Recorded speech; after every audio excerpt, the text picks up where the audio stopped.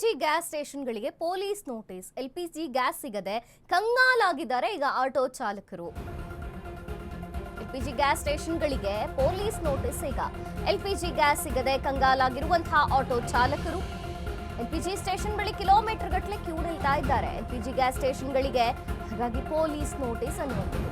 ಆಟೋಗಳು ರಸ್ತೆಯಲ್ಲಿ ನಿಲ್ಲೋದ್ರಿಂದ ಸಂಚಾರ ದಟ್ಟಣೆ ಉಂಟಾಗ್ತಾ ಇದೆ. ಇದರಿಂದ ಸುಗಮ ಸಂಚಾರಕ್ಕೆ ತೊಂದರೆ ಆಗ್ತಾ ಇದೆ.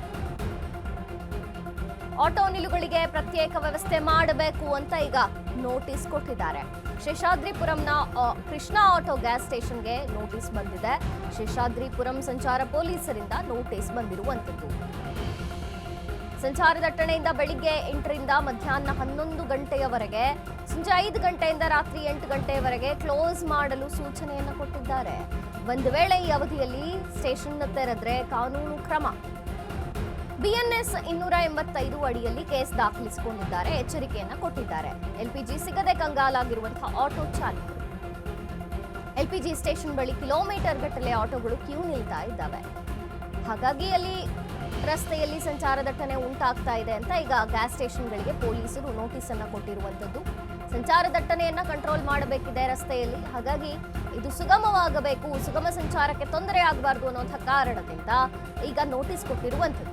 ಆಟೋ ನಿಲುಗಡೆ ಪ್ರತ್ಯೇಕ ವ್ಯವಸ್ಥೆ ಮಾಡಬೇಕು. ಶೇಷಾದ್ರಿಪುರಂನ ಕೃಷ್ಣ ಆಟೋ ಗ್ಯಾಸ್ ಸ್ಟೇಷನ್ಗೆ ನೋಟಿಸ್ ಬಂದಿದೆ.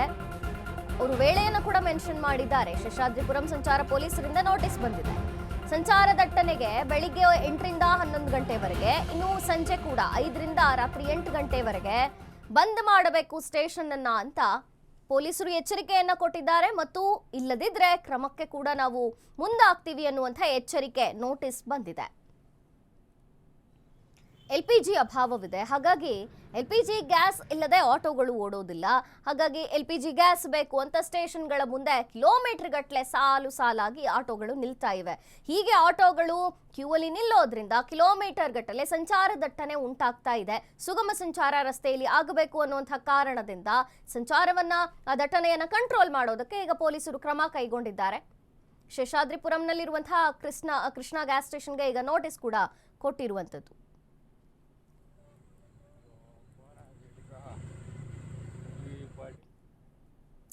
ಒಂದು ವೇಳೆ ಈ ಅವಧಿಯಲ್ಲಿ ಗ್ಯಾಸ್ ಸ್ಟೇಷನ್ ತೆರೆದ್ರೆ ಕಾನೂನು ಕ್ರಮ ಅಂತ ಕೂಡ ಹೇಳಿದ್ದಾರೆ. ಯಾಕೆಂದ್ರೆ ಪೊಲೀಸರು ಒಂದು ಟೈಮ್ನ ಮೆನ್ಷನ್ ಮಾಡಿದ್ದಾರೆ. ಈಗ ಬೆಳಿಗ್ಗೆ 8 ಗಂಟೆಯಿಂದ 11 ಗಂಟೆವರೆಗೂ ಮತ್ತು ಸಂಜೆ 5 ಗಂಟೆಯಿಂದ 8 ಗಂಟೆವರೆಗೂ ಯಾವುದೇ ಕಾರಣಕ್ಕೂ ಗ್ಯಾಸ್ ಸ್ಟೇಷನ್ನ ಓಪನ್ ಮಾಡಬಾರ್ದು ಅಂತ ಹೇಳಿದ್ದಾರೆ.